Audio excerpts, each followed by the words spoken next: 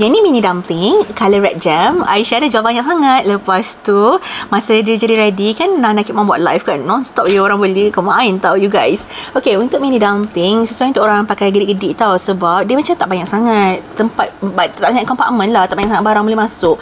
Sebab dia 2 kompartmen sahaja. Okay, Aisyah tunjuk daripada depan. So, red jam ni, warna dia macam colour merah hati macam tu tau. Kalau macam red chili tu, lagi pekat sikit kan. Ni cari sikit je. And tengoklah gold hardware dia cantik betul. Ada 4 protective studs. It does come with a crossbody strap, adjustable and also detachable. Top handle ni kecil je sikit macam tu tau. Okay, tunjuk belah dalam. Dia magnetic closure tau. Satu belah sini macam ni. Lepas tu ni ada flap. Lepas tu dalam ni ada zip pocket lagi. Boleh masuk medium wallet and also iPhone Pro Max tau. So contoh ni phone Pro Max. Lepas tu boleh masukkan medium wallet juga macam ni. And still ada lagi ruang lah. Yang ni masuk pasport pun boleh juga. Lepas tu nak masuk macam kipas kecil tu boleh. Lipstick sikit boleh. Macam tu tau. Now bell, tolong letakkan gambar bila pakai sebagai crossbody.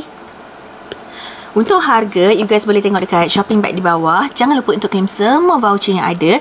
Dan yang paling penting, kalau beli dengan US Love Shop, semuanya 100% original ataupun money back guaranteed.